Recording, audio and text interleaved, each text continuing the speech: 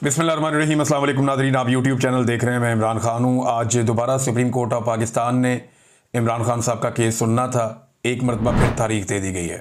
इमरान खान साहब को इंसाफ नहीं मिल रहा। हर दफ़ा अदालत एक नई तारीख दे देती है।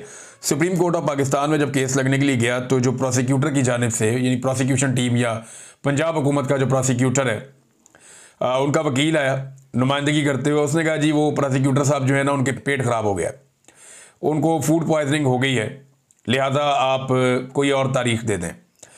तो जज साहब ने फिर एक दिन की तारीख दे दी। इससे पहले जनाब एक दिन कहा कि जी वकील खुद मौजूद नहीं। उन्होंने कहा जी वकील मौजूद है, करें आप। फिर तारीख दे दी थी। फिर दोबारा एक और तारीख दे दी थी। फिर ये कहा जी क्योंकि इजाफी दस्तावेज़ात आ गई, मैं पढ़ना चाहता हूँ, मैं कल आऊँगा। फिर तारीख दे दी। और आज जनाब के जो प्रोसिक्यूटर है उसको फूड पॉइजनिंग हो गई है, उसका पेट ठीक नहीं है। तो जब उसका पेट ठीक हो जाएगा तो फिर दोबारा हम केस लगाएंगे, तो एक और तारीख दे दी है। तो इमरान खान साहब को इंसाफ देने से अदालत डर रही है। इमरान खान साहब के वकील ने कहा जी कि इमरान खान की फैमिली बात करना चाहती है, आप उन्हें तो इजाज़त दें कि वो आपसे बात करें। और वो फैमिली क्या बात करना चाहती थी वो भी मैं आपको बताता हूँ। इमरान खान की बहन ने बताया भी है। तो जज साहब ने कहा जी मैं इजाज़त नहीं देता कि इमरान खान की फैमिली बात करे। इमरान खान की फैमिली ने यह बात करनी थी कि इमरान खान साहब से मुलाकातें हमारी बंद करवा दी गई हैं, हमारी एक्सेस नहीं है इमरान खान साहब तक, हमें उनसे मिलवाया जाए, हमारी उनसे बात करवाई जाए। ये कहा था इमरान खान साहब की फैमिली ने बाहर आकर कि हम ये कहना चाहते थे अदालत को, लेकिन अदालत ने इसकी इजाज़त नहीं दी। पाकिस्तान में इंसानी हकूक मुअत्तल हो चुके हैं और जिस इंसान के साथ सबसे ज़्यादा बदसलूकी की जा रही है वो इमरान खान है। जेल से मेरे पास एक खबर आई है और ये मैं आपको जो खबर दे रहा हूँ इसे आप जहन में रखें कि ये वो शख्स है जिसने खुद इमरान खान साहब को देखा है और वो ये सारी चीज़ें बड़े वसूख के साथ उसने मेरे तक पहुंचाई हैं। अब जो उसके दावे मैं आपको बता देता हूं, मैंने क्योंकि सवालात मैंने करने थे। तो एक तो मैंने ये पूछा कि जी इमरान खान साहब के बारे में ये जो खबर आती है कि वो कमज़ोर हो गए जिस्मानी तौर पर और उनका वज़न कम हुआ है, ये बात दुरुस्त है या गलत है? उन्होंने कहा जी इमरान खान जितने भी लोग उन्हें मिलने आते हैं उन्हें यही कहते हैं कि बाहर जाके ये बताओ कि मेरी सेहत ठीक है।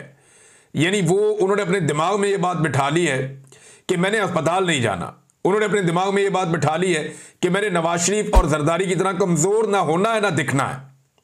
अब नवाज शरीफ और जरदारी तो जेलों के अंदर मौजों में थे, उनकी तो मुलाकातें ही नहीं रुक रही थी। उनके साथ तो बहुत सारे अर्दली रखे हुए थे, मुशक्कती रखे हुए थे, डॉक्टर उनको मिल रहे थे, बंदे उनके साथ ही रह रहे थे, मर्जी के खाने पीने चल रहे थे, खुला उनको स्वीट मिला हुआ था बड़ा सा, वो खुले आसमान के नीचे पूरा एक बंगला टाइप का होता है अंदर, वहां पे ये घूमते फिरते थे, जिसको मर्जी बुलाकर मिल लेते थे, एक महफिल जमी हुई होती थी। अब उस जेल में और इस जेल में फ़र्क है, लेकिन खान साहब ने ये जिद पकड़ी हुई है। उस बंदे ने मुझे ये कंफर्म किया कि इमरान खान साहब का वजन भी कम है और इमरान खान साहब का जिस्म भी कमज़ोर है, वो पहले की तरह नहीं है और ये गुज़िश्ता चंद दिनों में ज़्यादा हुआ है। फिर मैंने पूछा कि इमरान खान पर सख्तियाँ क्या की जा रही हैं।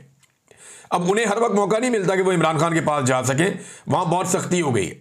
उस शख्स ने मुझे ये बताया कि पहले जब इमरान खान साहब की कोई समाअत वगैरह होती थी अदालत में या कोई और चीज़ होती थी तो यहाँ पे हमें अलाउ होता था, इजाज़त होती थी कि आते जाते हुए खान साहब से बात कर लेते थे। जो अमले के लोग थे, जो सिक्योरिटी के लोग थे, वो खान साहब के साथ बातें करते थे, थोड़ा सा इधर उधर की बातें हो जाती थी। लेकिन अब इतनी ज़्यादा सख्ती कर दी गई है कि इमरान खान अगर किसी को मुखातिब भी करें तो इस बात के सख्त अहकाम हैं कि आगे से जवाब नहीं देना। ऐसा लगता है कि इमरान खान किसी दीवार से बात कर रहा है। तो वहां पे जितने लोग मौजूद हैं उन सबको इस तरह कर दिया गया है। यह भी मुझे बात कंफर्म की गई कि उसको जो कैद तन्हाई का असल मतलब है वो अब इमरान खान साहब को बताया जा रहा है कि जो आपकी सिक्योरिटी के लिए भी बंदा है, जो आपको लेकर जा रहा है, लेकर आ रहा है, जो लोगों की टीम आपको लेकर जा रही है, उससे भी आप बात नहीं कर सकते। तो दो चीज़ें उन्होंने कंफर्म की। तीसरी एक और चीज़ उन्होंने कंफर्म की कि इमरान खान साहब को बाहर की मालूमात कम से कम है। गुज़िश्ता लगभग 1 महीने के आसपास हो गया इमरान खान साहब के पास अखबारात नहीं है, वो टीवी नहीं देख पा रहे और उन्हें बाहर की इंफॉर्मेशन नहीं है। वो बिल्कुल नहीं जानते कि जेल से बाहर क्या हो रहा है और उन्हें अब सेल के अंदर ज़्यादा वक्त गुजारना पड़ता है। बाहर बहुत थोड़े से वक्त के लिए 1 घंटा, 1.5 घंटा, 2 घंटे बाद उन्हें बाहर निकाला जाता है, लेकिन ज़्यादातर इमरान खान साहब को उसी जेल के एक सेल के अंदर रखा जाता है। और जब धूप निकलती है तो ये हबस वाला मौसम है तो बड़ा शदीद हबस भी हो जाता है उस सेल के अंदर। उसकी वजह से उनकी हालत बहुत पतली है। मैंने पूछा कि जी ये पीने के पानी के और दीगर मामला, उन्होंने कहा जी जो इमरान खान ने चीज़ें बाहर बताई हैं वो झूठ नहीं है। उन्हें हर लिहाज से इमरान खान साहब को परेशान किया जा रहा है, उन्हें हर लिहाज से तंग किया जा रहा है। इतना जुल्म इमरान खान साहब पे जब से वो जेल में गए हैं तब से लेकर अब तक लंबे दौरानिए के लिए कभी भी इतना मेंटल टॉर्चर इमरान खान साहब को नहीं किया गया जितना मेंटल टॉर्चर इमरान खान साहब को इस वक्त किया जा रहा है।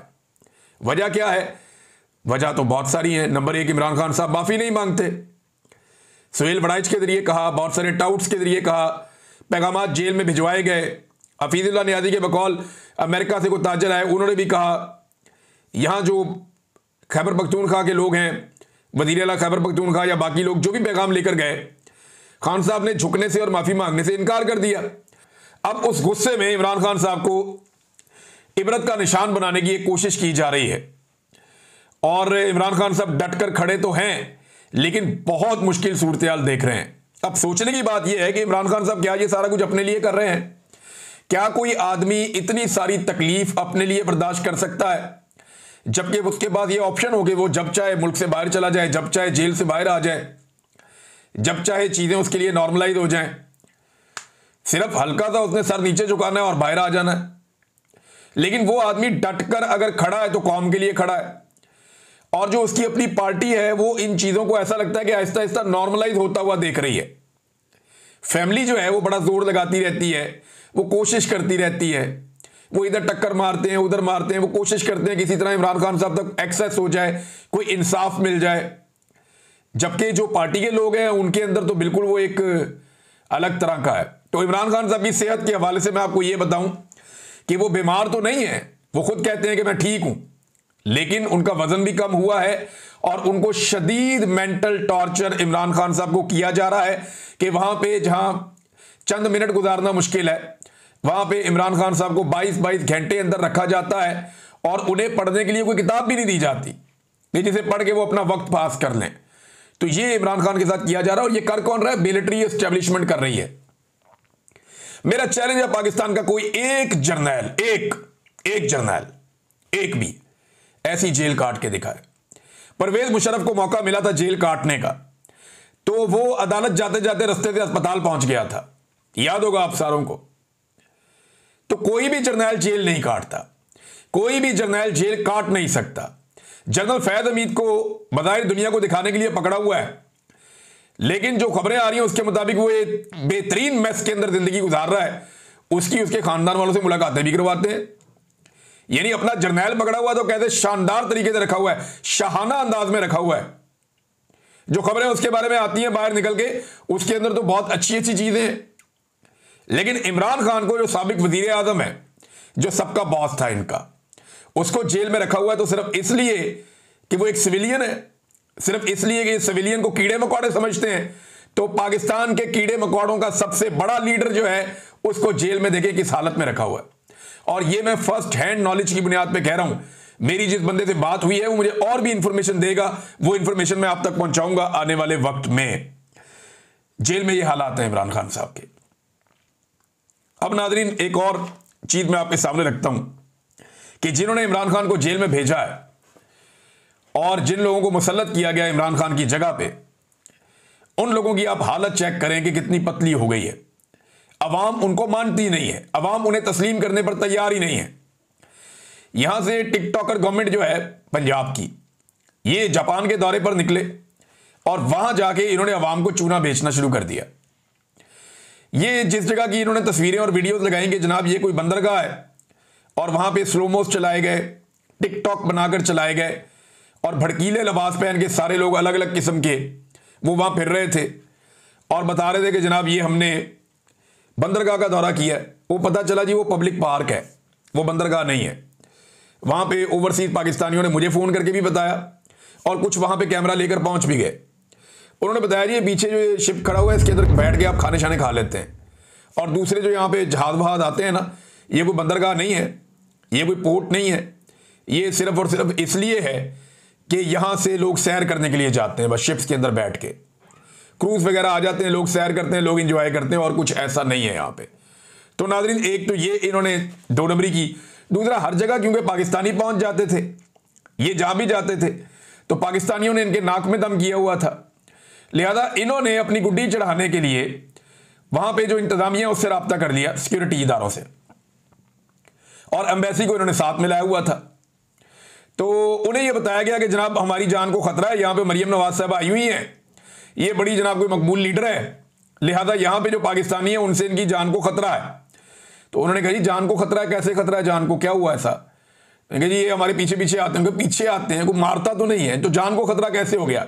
अब वो तो सीधा सीधा मुल्क है, वहां पे तो सिक्योरिटी के बड़े जबरदस्त इंतजाम हैं, और वहां पे क्राइम रेट जो है वो आप सब जानते हैं। जापान दुनिया का बेहतरीन मुल्क है इन मामलात में, एक एक चीज उनकी रिकॉर्ड के ऊपर होती है, और उनका अपना एक जमहूरी तरीकाकार है। तो उन्होंने जब इनकी बातें सुनी तो उन्होंने इनको, एक तो ये जहां पे थे अब वहां पे नहीं है, मरियम नवाज एंड कंपनी, ये जहां पे गए थे जापान में, ये वहां पे नहीं है, ये कहीं और शिफ्ट हो गए हैं, और इनको उन्होंने अपनी सिक्योरिटी में ले लिया है। तो बहुत सारे ऐसे प्रोग्राम जिनमें टिकटॉक्स बनने थे, बहुत सारी ऐसी जगह जिनके बारे में झूठे दावे किए जाने थे कि जनाब ये भी और ये भी, ये फलां दौरा हुआ, ये फलां दौरा हुआ। तो जितनी नौसरबाजियां इन्होंने करनी थी वो सारी नौसरबाजियां इनकी कैंसिल हो गई। अब आप गौर करें, गुज़िश्ता 24-36 घंटे में इनकी सिर्फ एक मुलाकात हुई थी जो अभी तक रिपोर्ट हुई है जब मैं वीडियो रिकॉर्ड कर रहा हूं, और वो भी इन्होंने दावा कर दिया कि ये बंदा जो है ये वजीर खारजा है। ये नून लीग ने दावा कर दिया अपने अकाउंट से बार बार लिख के कि जनाब ये वजीर खारजा है, और वजीर खारजा है ये जनाब उसका जापान का। तो फौरी तौर पे गूगल करके हम लोगों ने भी देखा, बाकी लोगों ने भी देखा, तो पता चला कि वजीर खारजा तो किसी और शक्ल का आदमी है, और वो तो बंदा ही कोई और है। तो ये किस बंदे को मिल रही है? तो जब तहकीकात की तो पता चला कि मरियम नवाज के साथ जो बंदा खड़ा है ये जापान के parliamentary vice minister for foreign affairs है। अब आप अंदाजा करें, ये vice minister for foreign affairs, minister तो कोई और है। और आपको इंटरेस्टिंग बात बताता हूं कि जापान में सिस्टम काम करता है, वजीर काम नहीं करते। वजीर मौजूद रहते हैं अहम फैसलों के लिए, और कैबिनेट भी मौजूद रहती है, लेकिन वहां पे सिस्टम इतना अच्छा काम करता है कि कोई भी आम आदमी जाके किसी मिनिस्टर को मिलना चाहे तो वहां पे थोड़ी सी कोशिश से मिल सकता है। तो वहां मिनिस्टर से मिलना, पार्लियामेंटेरियन से मिलना, इन लोगों से मुलाकातें करना कोई मुश्किल नहीं है जापान के अंदर। उनके सिस्टम में जो हुकूमत के लोग हैं वो अवेलेबल होते हैं, उनसे आप मिल सकते हैं। लेकिन मरियम नवाज से वजीर खारजा नहीं मिला, और उनका एक जूनियर मिला। अच्छा, और मिलने का मकसद मैं आपको बताता हूं। इन्होंने, पाकिस्तान ने जब राब्ता किया एम्बेसी ने कि जी मिलना चाहते हैं, तो उन्होंने कहा जी किस वजह से मिलना चाहते हैं? तो इन्होंने उन्हें यह बताया कि हम शुक्रिया अदा करना चाहते हैं जापान जो माली इमदाद करता है पाकिस्तान की, यानी जापान ने जो पाकिस्तान की माली इमदाद की है, जो भीख हमें दी है, उसका हम शुक्रिया अदा करना चाहते हैं। तो ये शुक्रिया अदा करने के लिए उन्होंने बुलवाया था, और बाद में इन्होंने खबरें कोई और जारी कर दी, और जो जापान का मीडिया है वहां पे उन्होंने कुछ और खबर जारी की है। वहां की खबर में सिर्फ इतना ही है कि मुलाकात की और उन्होंने शुक्रिया अदा किया, जो जापान इमदाद देता है पाकिस्तान को उसका शुक्रिया अदा किया। कैसे ये नौसरबाज है। और एक और औरत की तस्वीर आई हुई है, साथ वो टिकटॉकर्स की जूनियर है, उसकी जो फोटो आई हुई है वो बैठी हुई है कागज पेन लेके, वो फोटो ही किसी और जगह की है, वो उस मुलाकात की फोटो नहीं है। यानी वो बाद में उसको एडिट करके बनाया इन्होंने कि जनाब ये उस मुलाकात में उन्होंने सारे टब्बर को जाने ही नहीं दिया, उन्होंने अलग से एक मुलाकात की।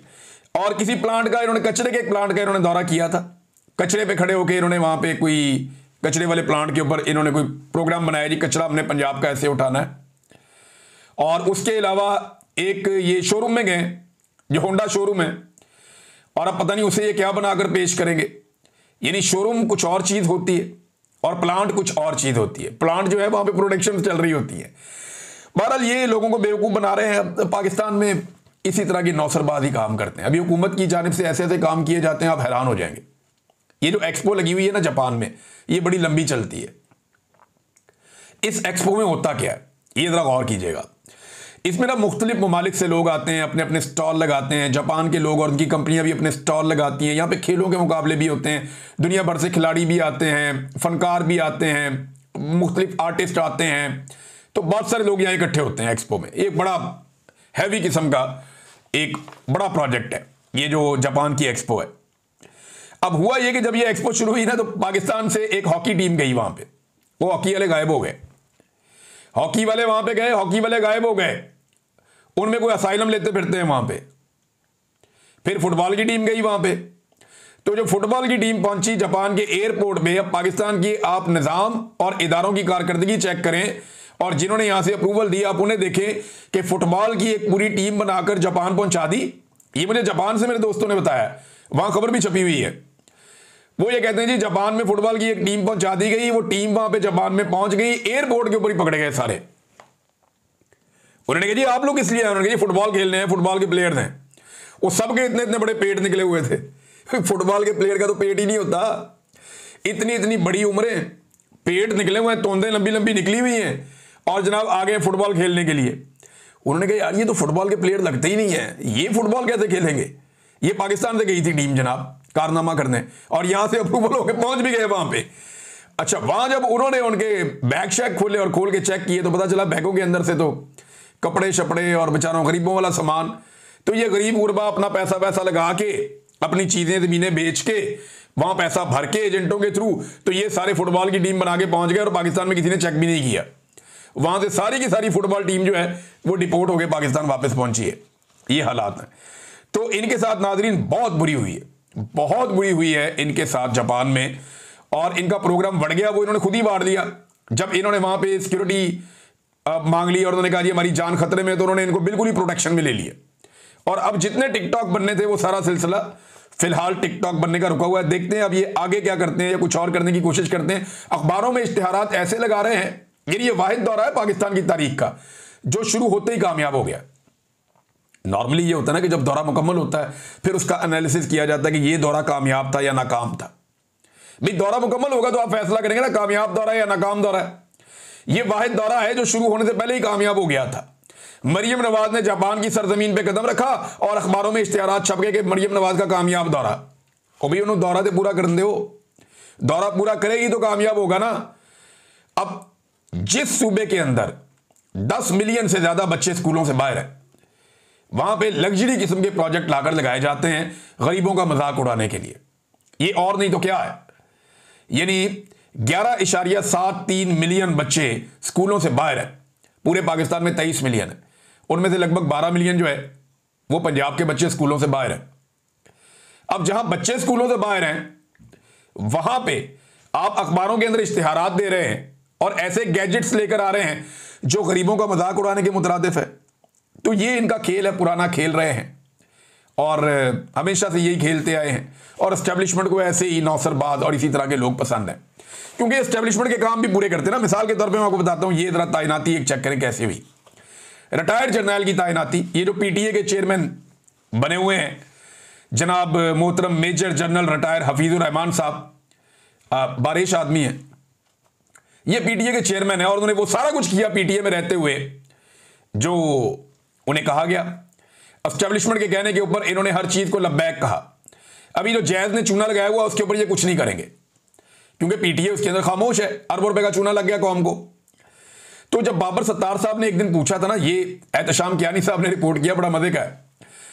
बाबर सत्तार साहब ने जब एक दिन पूछा वफाकी हुकूमत से, एडिशनल अटॉर्नी जनरल से पूछा कि जनाब आप ये बताएं कि ये चेयरमैन पीटीए आपने कैसे लगाया, इसका तरीका क्या है।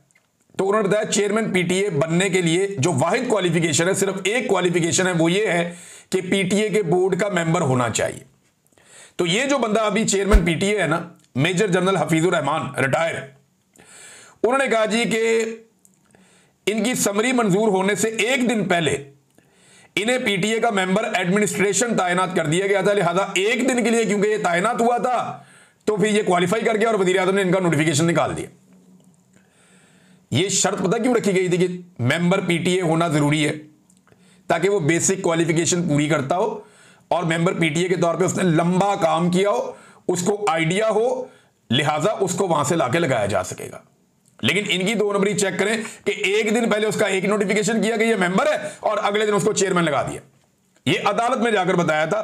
तो इस तरीके से तो जर्नैलों को नवाजा जाता है सिस्टम में, और फिर फैसल बाटा जैसे लोग आते हैं और आकर धमकियां लगाते हैं। वो ये कहते हैं सिस्टम डंडे से ही चलेगा, जिसे हजम नहीं होता उसके लिए हाथ में वाली गोलियां हैं। ये वो गोलियां जो 26 नवंबर को इस्लामाबाद डी चौक में चली थी, सिस्टम डंडे से चलेगा। यानी इन लोगों को शर्म भी नहीं आती, ये अपने आप को जमहूरी कहते हैं और ये एस्टेब्लिशमेंट की बुनियाद के ऊपर आकर एस्टेब्लिशमेंट के कंधों पर बैठ के आके ये कहते हैं जनाब कि सिस्टम डंडे से चलेगा, और जिसे हजम नहीं हो रहा उसके लिए गोलियां हाजमे वाली।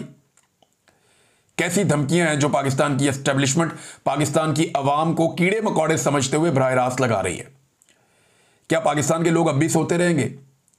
वो इसी आमरीत के साथ जिंदा रहना सीख लेंगे या उन्हें जमहूरियत के लिए जागना पड़ेगा? देखिए, एक आदमी जेल में बदतरीन जिंदगी गुजार रहा है, शहजादों जैसी जिंदगी उसने गुजारी है। किसी शहजादे की जिंदगी भी ऐसी नहीं होगी, उसके 50 साल उठा के आप देख लें, जैसी जिंदगी उसने गुजारी है। वो पहाड़ों पे घूमने वाला, रोजाना कई कई किलोमीटर वॉक करने वाला, पहाड़ों पे भागने वाला, खुले आसमान के नीचे रहने वाला, वो एक बंद काल कोठरी में पड़ा है सिर्फ इसलिए ये तकालीफ बर्दाश्त कर रहा है कि उसने कहा नहीं जी नहीं, ऐसे नहीं चलेगा। लेकिन जिन लोगों के लिए उसने किया, अभी तक वो लोग शायद इसी बात का इंतजार कर रहे हैं कि वो अकेला लड़ाई लड़के जीत लेगा। उनके लिए सबको खड़ा होना पड़ेगा। इमरान खान सबका इंतजार कर रहा है, कोई माने या ना माने। नाज़रीन, बारिशों के हवाले से कुछ इत्तलात है मेरे पास। सवाबी में 37 लाशें रिकवर हुई हैं मलबे में से। वहां मेरे कोई दोस्त हैं, उन्होंने मुझे वीडियो भी भेजी, मैंने वो पोस्ट भी की थी। बड़ा अफसोसनाक क्लाउड बर्स्ट हुआ है और इसके ऊपर तहकीकात अब करवाई जानी चाहिए कि ये बार बार क्लाइमेट चेंज की वजह से इतनी बड़ी तबाही क्यों आ रही है और खैबर पख्तूनख्वा में क्यों आ रही है। इस पर बाकायदा काम किया जाना चाहिए और मुस्तकबिल में ये एक बड़ा फिनोमिना है जिससे पाकिस्तानियों को लड़ना पड़ेगा। कराची जो है वो थोड़ी सी बारिश के अंदर 1 घंटे के अंदर सारा का सारा शहर डूब गया। गवर्नेंस का बेड़ा गर्क कर दिया कराची का पकड़ के इन्होंने, और ये कहते हैं जी वहां पे मुंबई भी डूब गया इसलिए कराची भी डूब गया। और भाई मुंबई में जो बारिश हुई है ना वो 800 मिलीमीटर से ज्यादा हुई है। आपकी टोटल 100 मिलीमीटर बारिश नहीं हुई, 800 मिलीमीटर से ज्यादा बारिश हुई है अनएक्सपेक्टेड वहां पे। और कुछ इत्तलात के मुताबिक 950 मिलीमीटर बारिश हुई है मुंबई में। तो उसका तो डूबना बनता है भाई, वो तो सैलाब आया हुआ है। और कराची में तो 1 घंटे की थोड़ी सी बारिश हुई है। कुछ कहते हैं लोग 40 मिलीमीटर की हुई है, कुछ लोग कहते हैं 70 मिलीमीटर की हुई है। वजीर आला ने बहुत छलांग मारी तो 150 मिलीमीटर पे चला गया, तो इससे शहर डूब जाते हैं। बेड़ा गर्क कर दिया सारी गवर्नेंस का। नाज़रीन, इन चीज़ों पे हम बाद में बात करते हैं। अब तक के लिए इतने, अपना ख्याल रखिएगा, अपने इस चैनल का भी। अल्लाह हाफ़िज़।